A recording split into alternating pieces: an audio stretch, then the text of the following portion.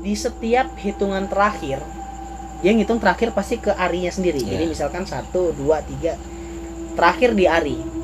Di setiap hitungan ke Ari, ke Bung Ari itu nilainya jadi 14. Padahal 13. Semua itu 13. Total berangkat aturannya 13. Ketika pagi ditanyain sama si Intan bilang Intan gak ke kamar mandi malam itu. Terus pertanyaannya, siapa yang Ari anterin gitu kan. Ketika acara mau dimulai, Ari itu sebagai ketua kan otomatis yang bakal megang papan tulis biasanya kan, yang ngejabarin kegiatan-kegiatan. Nah di sampingnya tuh ada kipas angin tuh. Dia coba untuk ngidupin kipas angin itu. Di belakang kipas angin itu kamarnya Indri sama Intan. Di kamar itu ada suara cewek ketawa. Gak ada orang. Gak ada orangnya. Mereka bertiga ini udah ngerasa kalau si Vina udah aneh. Dia nunduk aja. Diem. Gak baca apa-apa juga. Gak baca apa-apa, nunduk, diem. Tapi tangannya sambil kayak gerak-gerak gitu loh. Nah, gak lama dari kejadian itu, si Septi itu teriak histeris dari kamar. Septi itu mulutnya itu kayak udah keluar darah gitu.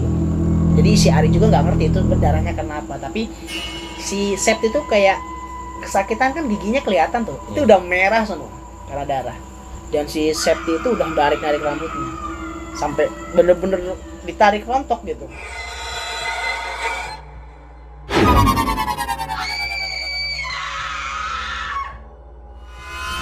Nah, malam hari ini Mang, kebetulan kita bakal bacain salah satu cerita yang dikirim sama subscriber kita nih, namanya Bung Ari.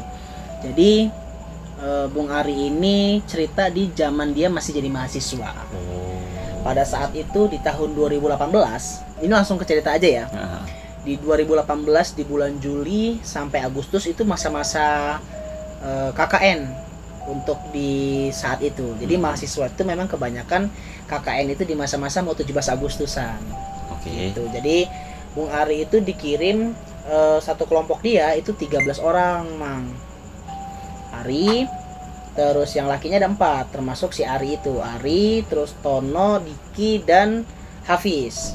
Itu yang laki ya? Yang lakinya, sisanya 9. Nah 9 tuh banyak kan nama-nama perempuannya, tapi yang jadi pengurus inti itu Vina, Intan, sama si Indri.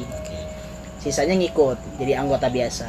Nah, mereka itu ber-13 orang tuh memang nggak saling kenal, walaupun satu kampus. Gitu. Jadi satu kampus itu kan banyak fakultas-fakultas ya. Nah, mereka itu dari beberapa jurusan lah, sehingga memang belum kenal semua sama salah satu antara lain dengan yang lainnya juga gitu ya. Mereka berangkat itu ke daerah Kabupaten Lampung Selatan. Salah satu kecamatan di Lampung Selatan yang cuman memang ada di pelosok gitu. Jadi kalau kita lewat jalan utamanya masuk itu sekitar 45 menitan gitu. Terlepas dari akses yang memang dia kurang baik, itu juga tidak dilewati sama kendaraan-kendaraan umum gitu. Nah, keberangkatan pertama kali mereka ke sana itu sebelum jadwal ditentukan. Jadi si Ari ini memang udah ditunjuk tuh jadi ketua kelompok itu. Mereka berangkat pertama kali itu cuma 3 orang, Ari, Tono, dan Diki, untuk survei pertama kali gitu. Jadi kalau KKN itu berangkat biasanya dia kan survei dulu ya, untuk bagaimana keadaan desa dan mungkin persiapan mereka tinggal di mana. Nah, pada saat survei ketemu sama kadusnya di situ tuh, salah satu perangkat desa, cuman memang ketemunya cuman kadus. Nah di kadus itu kebetulan di dusun itu dusun yang memang perkembangan masyarakatnya itu masih zaman dulu banget gitu, desa banget lah, yang kehidupan harinya itu ya bertani gitu, cukup tertinggal lah. Bahkan diceritain juga bahwa di situ tuh sinyal internet tuh bener-bener susah gitu. Jadi mereka harus nelpon tuh kalau mau hubungan dengan orang-orang kampus, orang-orang akademik, keluarga itu harus telepon biasa. Itu pun di titik-titik khusus gitu. Nah intinya ketemu sama Pak Kadus. Pak Kadus itu namanya Pak Muhaidi. Jadi Ari, Tono, dan Diki itu ketemu Pak Muhaidi untuk konsultasi lah, tinggal di dusun itu. Termasuk dusun yang sepi ya, desa yang sepi gitu untuk daerahnya. Nggak terlalu banyak, nggak terang. Terus ya, identik dengan desa yang jalannya masih belum bagus, aksesnya masih apa ya kita nyebutnya itu, kalau jalan yang masih batu-batu itu sebutnya apa sih? Underlach ya. Iya. Ya masih bentuk seperti itu, belum diaspal. Terus yang menjadi ciri khas desa itu adalah jalan poros utamanya. Kenapa? Jadi poros utamanya itu dia ada perempatan dengan tugu desa itu. Oke. Jadi kalau kita ngegambarin desa itu tuh, kalau misalkan kita udah ketemu perempatan dan ada tugu desanya, itu berarti udah nyampe tuh desanya. Nah, mereka dari tugu itu nggak jauh. Dikasih 2 pilihan tuh tempat tinggal. Pertama di dekat pasar, yang kedua itu di dekat kebun warga gitu. Jadi kayak ada kebun, ada sawah gitu. Cuman permasalahannya kalau mereka milih di dekat pasar, itu tuh kayak bentuk kontrakan gitu. Sebenarnya bukan kontrakan sih, itu lebih ke toko, Ruko. kayak ruko, cuman udah gak kepake lagi. Dan Oh. akhirnya dipakai untuk tempat tinggal kontrakan gitu. Dan menurut si Ari dan kawan-kawan yang berangkat, itu nggak cukup untuk menampung 13 orang. Gak worth it ya? Nggak worth it gitu, karena kan tinggalnya juga kan butuh apa namanya, tempat yang bisa untuk mereka cukup gitu ya. Dan akses air juga susah kalau misalkan di dekat pasar itu. Akhirnya dikasihlah pilihan yang kedua, Yang di kebun ya? yang di dekat kebun itu. Jadi ada satu rumah, dia dulu rumah milik Mbah Slamet. Oke. Itu Mbah Slamet tuh salah satu tua-tua kampung lah di situ. Tapi memang sudah lama meninggal gitu. Oh, udah nggak ada. Udah nggak ada Mbah Slamet itu. Mbah Slamet tuh meninggalkan 4 orang anak. Tapi 4 orang anak ini semuanya udah berkeluarga semua gitu. Udah pisah masing-masing, udah nggak tinggal lagi di situ. Yang tinggal masih di desa itu, cuman beda dusun ya. Di desa itu juga itu cuman Bu Fitri.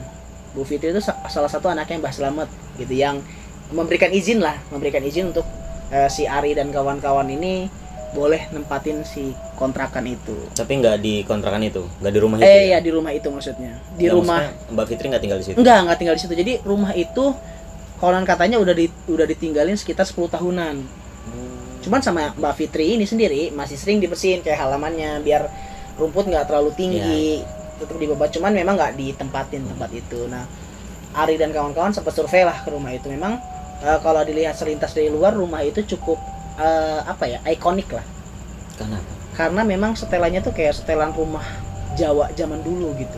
Oke. Setelannya tuh kayak banyak tiang-tiangnya di halaman Iya. depannya gitu. Terus rumahnya itu tipikal rumah yang Kayu.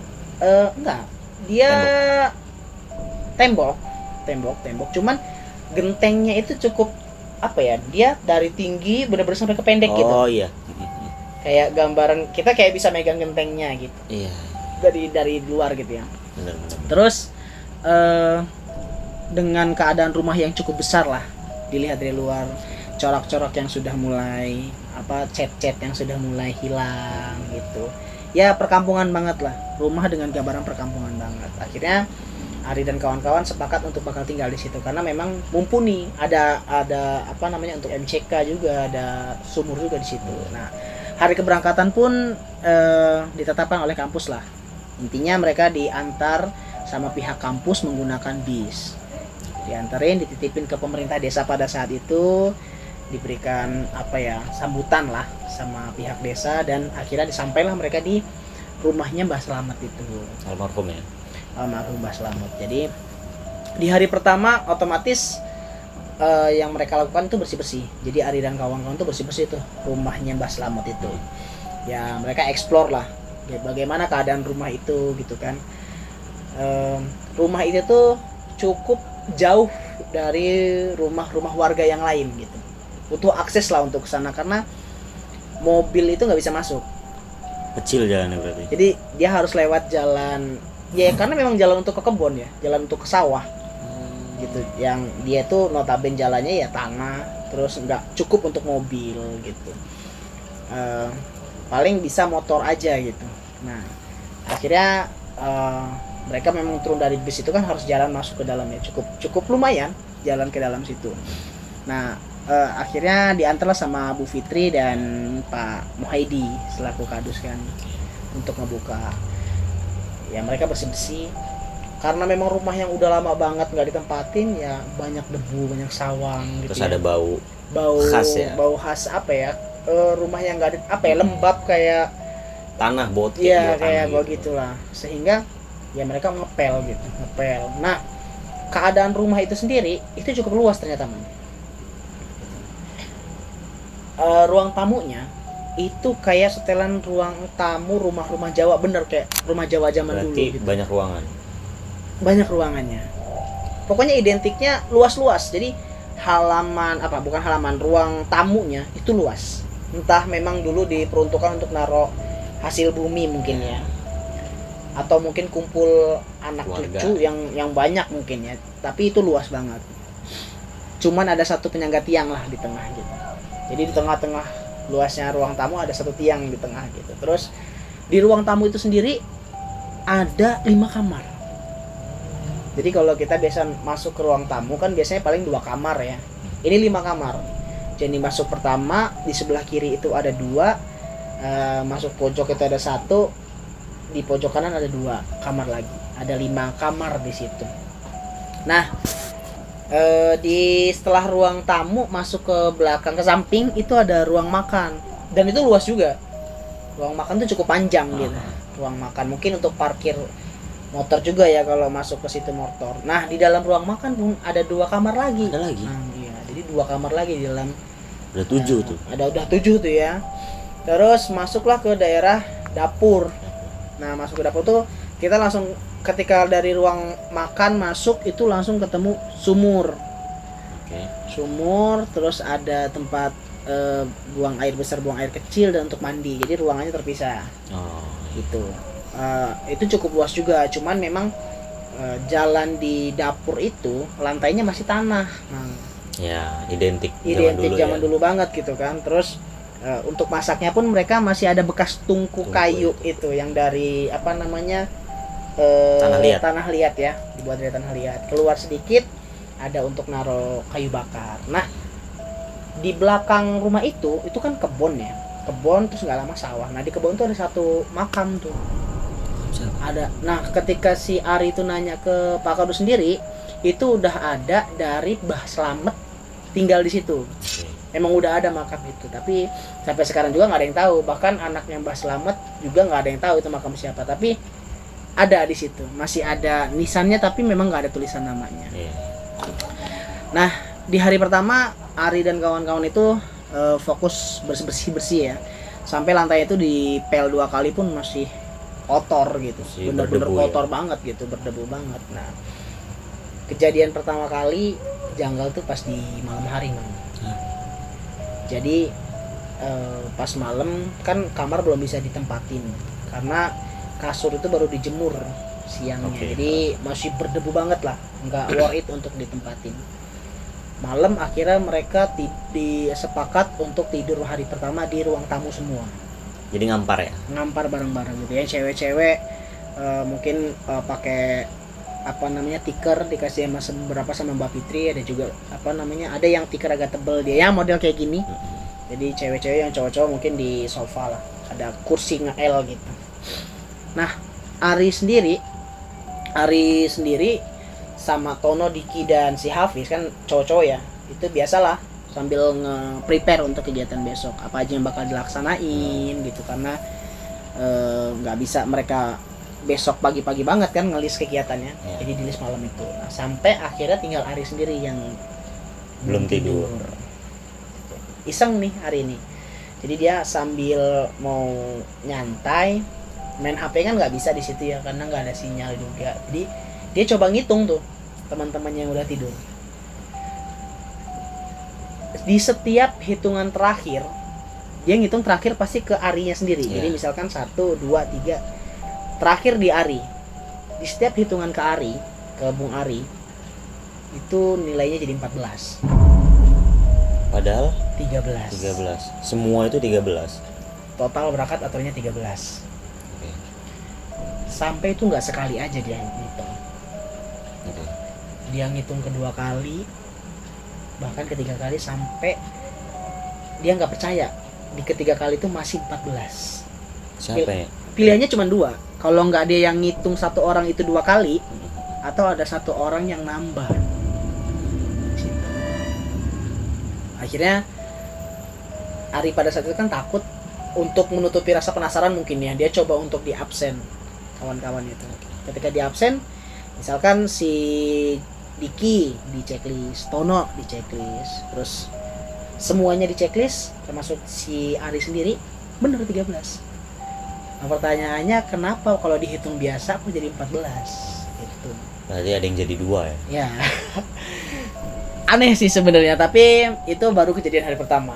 Nah di hari kedua dan hari berikutnya memang ya KKN tuh berjalan normal gitu. Dikasih tugas yang jurusannya pendidikan diarahin ke sekolah, terus ada yang kesehatan di bagian keposyandu. Pokoknya kegiatan-kegiatan tuh dibagi lah. Sampai ada kejadian-kejadian janggal tuh, Mang. Apa itu? Cewek-cewek itu udah apa ya, beberapa kali ngadu gitu ke Ari. Kalau ada barang-barang kecil yang hilang, keselip, hilang gitu. Ari berpikir mungkin ada tikus yang bawa gitu ya, atau mungkin keselip lah gitu. Sampai suatu saat di malam hari itu sambil nunggu makan, Ari itu iseng lah untuk ngelihat bagian atas lemari di ruang tamu itu. Jadi ada satu lemari kaca dari kayu jati. Pokoknya itu antik banget lah. Rumah si lemari itu yang kalau kita gambarin tuh lemari dengan pintu-pintu kaca, terus di dalam itu suka ada piring-piring. Oh iya. Ya, terus di bagian atasnya itu yang banyak ukiran-ukirannya. Nah, di bagian atas itu ada satu patung kuda. Dari kayu. Ari coba untuk iseng lah ngelihat si patung kuda. Ternyata di samping patung kuda itu ada barang-barang yang selama ini hilang. Kayak deodoran, terus sikat gigi. Barang-barang kecil ya? Barang-barang kecil. Yang nggak berharga bahkan. Yang nggak berharga, cuman pertanyaannya kenapa bisa ada di lemari itu? Nggak mungkin yang lain iseng tapi kan ditaruh situ tuh nggak mungkin, karena itu lemari benar-benar berdebu tuh. Bahkan ada sawang laba-laba. Itu salah satu kejanggalan yang Ari rasakan gitu. Akhirnya dikasih lagi lah ke anak-anak perempuan, karena Ari berpikir pada saat itu kalau dia cerita hal-hal yang aneh ke anak-anak cewek itu bisa jadi chaos kan, bisa jadi kacau banget tuh. Di malam berikutnya kejadian lagi ketika Ari mau udah semua malam itu udah prepare, mereka persiapan, akhirnya tidur. Nah kebiasaan anak cewek kalau malam mau ke kamar mandi itu pasti minta temenin anak laki-laki. Entah si Tono yang dibangunin atau si Hafiz, Diki atau Ari. Nah kebetulan malam itu kawannya namanya Intan itu keluar dari kamar dan bangunin Ari, minta temenin ke kamar mandi. Mungkin mau buang air kecil gitu ya. Nah, ya Ari sambil ngantuk itu ya udah coba temenin kayak biasa, buka pintu ruang makan, lewat lorong ruang makan, terus masuk ke buka pintu lagi untuk ke arah dapur dan kamar mandi. Dia nunggu di pintu itu tuh, karena ada kursi memang di ruang makan itu, untuk ke dapur tuh ada kursi, nunggu di situ dia. Lama dia nunggu di situ. Sampai dia coba kayak coba gue balik lagi deh ke ruang tamu lagi, karena anak laki-laki setelah hari pertama mereka selalu tidur di ruang tamu. Cuman cewek-cewek aja tuh yang tidur di kamar. Jadi kan tadi ada 5 kamar tuh, cewek-cewek cuma nempatin 3 kamar aja. Jadi satu kamar tuh 3 cewek, karena kan 9 cewek tuh. Nah 4 cowoknya di luar semua. Sampai Ari balik lagi ke ruang tamu sampai dia ketiduran sampai pagi. Ketika pagi ditanyain sama si Intan bilang Intan gak ke kamar mandi malam itu. Terus pertanyaannya, siapa yang Ari anterin gitu kan. Gila. Pokoknya kejadian-kejadian itu aneh banget kejadian sama Ari. Cukup menegangkan juga ya sebenarnya. Cukup aneh nih, nggak tahu cuman Ari yang diteror. Tapi Intan bener ini ya, nggak Intan bohong bener gitu. Nggak ke kamar mandi sama sekali, enggak. Karena memang nggak ada yang lewat lagi, dan Tono sama Diki juga bilang nggak ada yang bangunin, cuman tiba-tiba lo ke dapur aja gitu, kata si Tono dan Diki.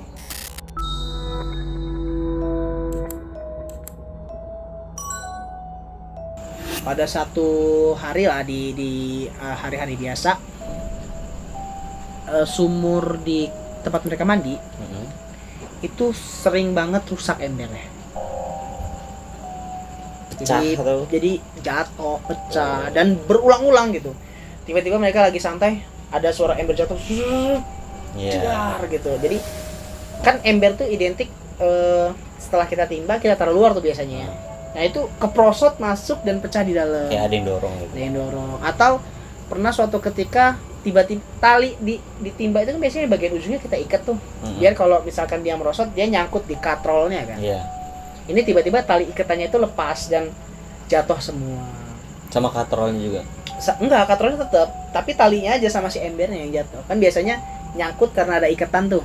Oh iya sih, ini simpul ujung ya? Iya, simpul ujungnya. Nah ini talinya lepas, akhirnya jatuh. Nah, Si sumur nggak ada tiangnya apa? ada tiangnya, nggak Oke. diikat ke tiang gitu. Emang talinya pendek gitu. Nah itu terjadi berkali-kali. Nah soal itu yang ngehandle Tono pada saat itu permasalahannya. Sampai akhirnya Tono buka omongan lah. Suatu hari sumur itu bau bangke. Entah ada yang masuk, kucing atau apapun itu, bau lah. Pasca kejadian si ember itu jatuh terus gitu. Akhirnya dikuras lah sama kita kan. Dikuras ya nggak ada apa-apa. Nggak ada bangkainya gitu. Kayak apa ya, gangguan kayak gitu tuh kayak mungkin gua nggak tahu ya, dari cara berperilaku si kawan-kawannya, cewek-cewek yang mungkin ada yang jorok dan segala macam, sehingga ya banyak juga warga-warga sekitar yang bilang kok berani ngambil keputusan untuk tinggal di rumah itu gitu. Tapi kenapa nggak dari awal gitu ya bilang nih?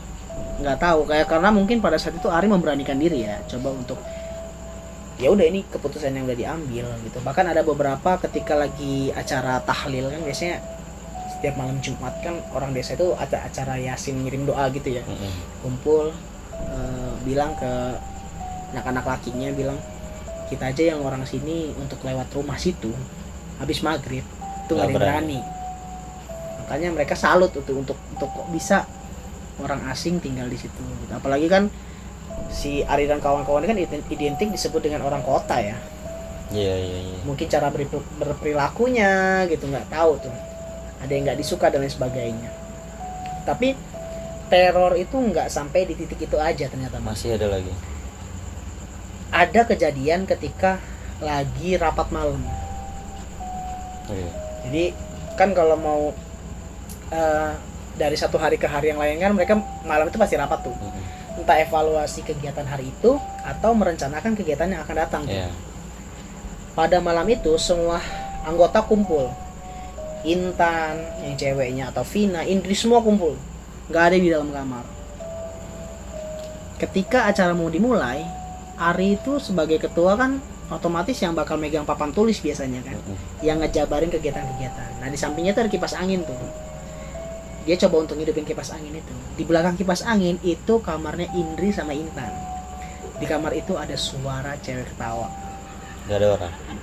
Nggak ada orangnya. Dan nggak ada HP di situ. Ya normalnya kalau mungkin ada yang iseng atau pasang ringtone ya, ini nggak ada. Ada yang ketawa. Dan semua anak ngedenger itu. Tapi untuk Ari yang sebagai ketua kelompok, dia cerita dia langsung alihin aja gitu, kayak suara kipasnya aneh ya akhir-akhir ini gitu. Iya. Padahal ya semua orang tahu, tapi Ari mikirnya gini, kalau misalkan dianya takut otomatis bubar. Dan bubar nggak ada yang tahu kemana larinya karena rumah warga jauh. Benar. Gitu, karena depan itu kebun apa, ada pohon-pohon rambutan gitu-gitulah, kayak ya apa ya, halaman desa gitulah, ada pohon yang nggak terlalu, kebun yang nggak terlalu rapat. Dan di depan rumahnya itu kan ada untuk halaman yang disemen untuk apa, jemur hasil bumi ya, kayak padi, coklat gitu. cukup luas lah rumahnya. Oke. Nah dari situ tuh cewek-cewek itu mulai kayak ini nggak beres nih rumah ini nih.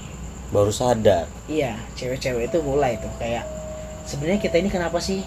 Gua ngerasa si Intan ya, Intan kan vokal banget tuh. Intan yang sempet di apa ditanyain si Ari bilang kalau dia ke kamar mandi. Intan tuh salah satu yang vokal, perempuan yang vokal karena memang dia sekretaris di situ kedudukannya. Jadi si Intan nanya sebenarnya ada apa sih dengan rumah ini, kenapa sih kita kok kayak ada yang aneh, dari barang-barang yang hilang kita harus gonta ganti terus kamar ember, terus apa lu nanyain gua waktu itu ke kamar mandi ya Ari, kayaknya kita harus ngirim doa deh. Usul Intan. Usul Intan itu ya diaminkan juga oleh Ari. Akhirnya ngundang pemuda dari desa sebelah lah. Jadi di desa sebelah itu kayak ada perkumpulan anak-anak mudanya yang mereka suka main hadroh. Oke. Jadi sebelum hadrohan biasanya mereka akan ngirim doa bareng-bareng. Nah, ketika malam hadrohan itu malah menjadi terornya. Jadi ada si sebelum mulai hadroh kan ngirim doa bareng-bareng ya, baca Yasin. Anak-anak cewek itu ketika baca Yasin di kamar tuh kumpul. Kata anak-anak cewek ketika baca Yasin, Vina udah nggak beres keadaannya. Vina itu. Jadi Vina itu yang tidur sama bagiannya si Septi dan Ana. Jadi dia bertiga tuh. Kalau Indri kan sama si Intan. Mereka bertiga ini udah ngerasa kalau si Vina udah aneh. Dia nunduk aja. Diem. Gak baca apa-apa juga. Gak baca apa-apa, nunduk, diem. Tapi tangannya sambil kayak gerak-gerak gitu loh. Si Vina. Ketika hadroh mulai, baru tuh Vina kayak kejang, kayak kesurupan pokoknya. Si Vina itu kesurupan terus bilang pergi. Teriak. Ya nggak teriak kuat, cuman yang di dalam kamar itu bilang kalau si Vina bilang pergi. Oke. Nah, Ari pun ternyata pada saat itu ada serangan yang nggak tahu dia rasain, kayak nggak nyaman di tubuh dia gitu. Dari pundak yang berat, terus mual, keringat dingin gitu. Kalau kata orang zaman dulu itu tanda-tanda kalau kita dideketin sama makhluk-makhluk yang tak kasat mata ya, karena makhluk tak kasat mata itu kan sebenarnya bau.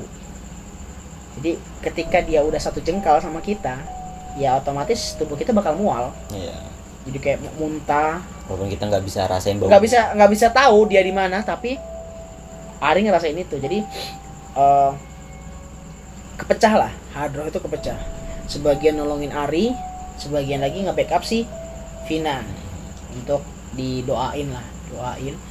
Terus Ari nggak sempat kesurupan, jadi udah langsung ditangani dengan baik karena Ari juga ya mungkin memberanikan ya, mental dia sebagai ketua itu di situ mungkin ditesnya ya.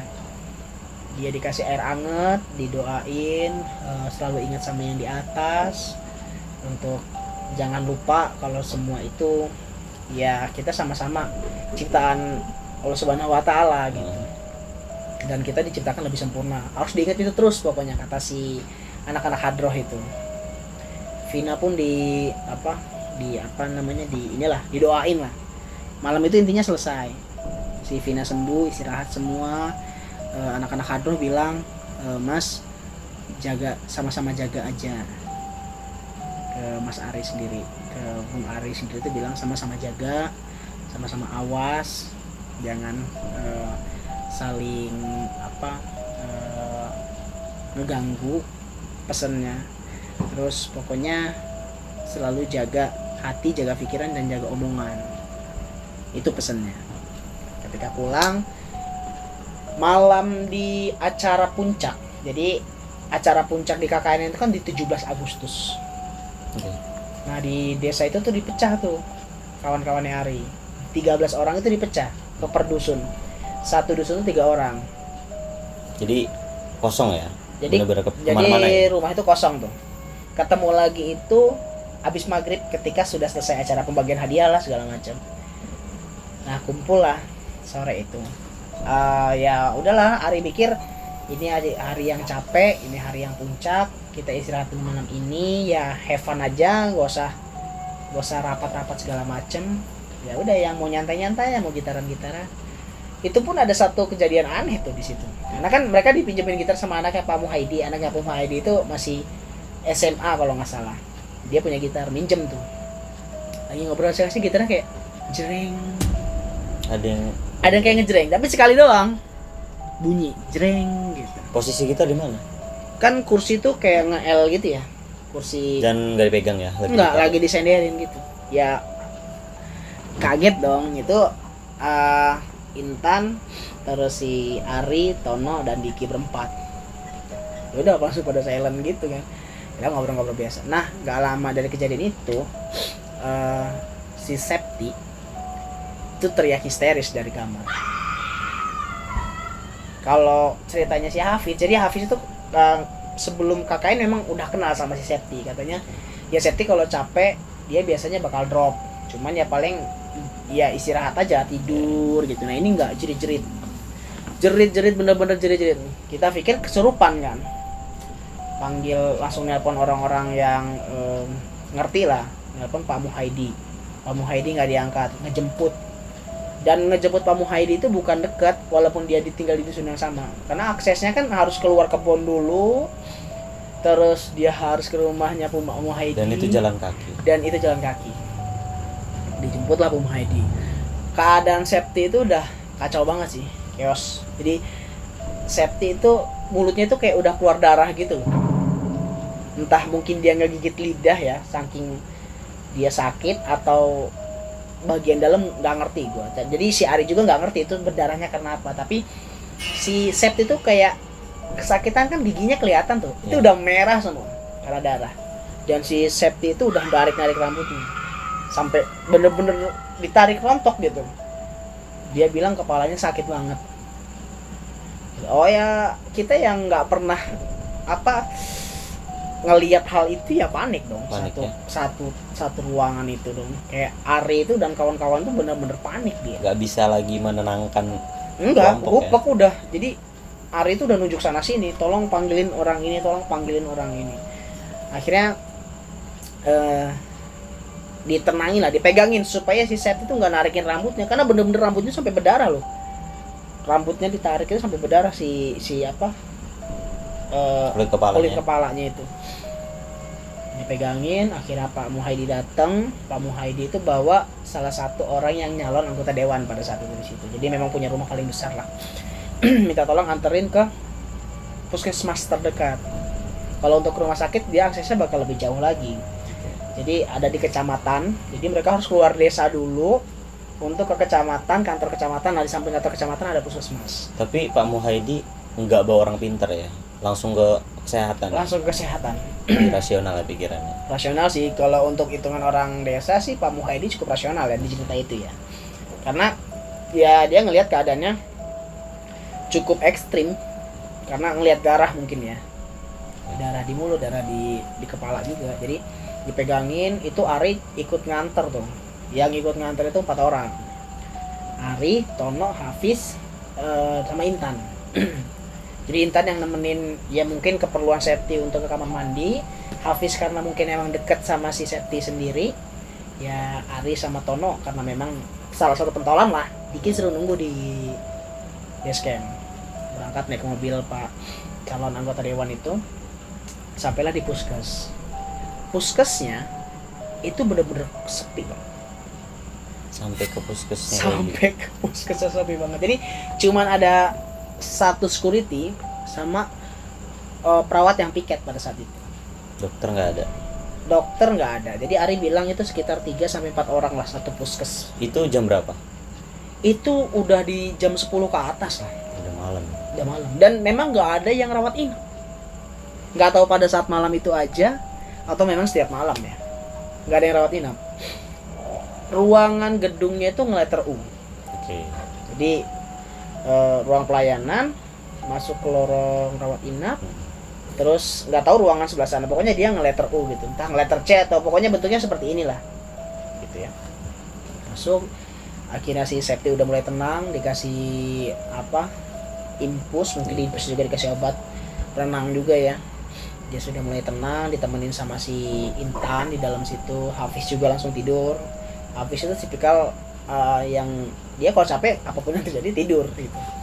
Nah si Ari sama si Tono tuh yang nunggu standby di luar puskes. Karena memang puskesnya sepi kali ya, Ari coba untuk ngerokok lah, nenangin diri gitu. Nyender di salah satu tiang depan, apa kita sebutnya lorong ya. Iya, iya. Di lorong-lorong tuh pasti ada tiang tuh. Dia nyantai depan tiang sambil ngerokok. Ngelihat ke arah depan ya kosong aja gitu. Sampai dia mikir mungkin kenapa sih memang kejadian ini ada gitu. Kenapa di bagian kelompok dia gitu. Sampai dia ngelihat ada satu perawat yang jalan dari lorong depan itu sekali lewat aja gitu, lewat perawat cewek, Bukan perawat yang tadi. bukan. Ari berpikir kayak ya udah normal aja gitu di rumah sakit atau di tempat kesehatan Ada perawat. sampai yang kedua lewat lagi. Jadi dia nggak bolak-balik gitu mang, dia cuma lewat satu arah dari sisi ini ke sini, sekali lagi dari sisi ini ke sini. Pas udah mau nyampe ujung, Ari baru sadar kalau di ujung itu nggak ada ruangan apa-apa, buntu, kosong, nggak ada. Dan dia baru sadar kalau yang lewat tuh nggak punya kaki, melayang aja gitu. Serem juga ya. Serem sih. Oke, kalau mau digambarin kita kita coba visualisasiin ya. Terang nggak di rumah di puskes itu? Kan ini udah malam nih. Puskes itu redup ya. Keadaannya redup. Kira-kira lampunya kuning atau putih yang udah lampu neon gitu panjang ya? Yang udah mulai redup itu. Oke sih, berarti gitu. Udah cukup malam dan akses ke situ juga sulit. Ditambah kan memang desa itu kan kendaraan tuh nggak banyak ya, nggak banyak. Dia benar-benar sunyi banget gitu. Ya Ari mikir kayak sampai segila itu gitu, sampai apa itu yang emang itu di puskes itu emang horor atau memang itu yang di base camp ngikut. Nah, itu. Nggak ada yang tahu tuh. Itu minep ya? Minep sampai akhirnya ya Ari juga minep di situ sampai akhirnya di besok siangnya keluarganya si Septi datang untuk ngejemput. Oh, dikabarin dan ngejemput. Ya intinya Septi pulang lah, diberikan izin. Ari sudah konfirmasi ke pihak kampus kalau ada salah satu mahasiswanya yang nggak bisa melanjutkan KKN karena itu masih ada sekitar 1 minggu terakhir lah mereka untuk pulang gitu.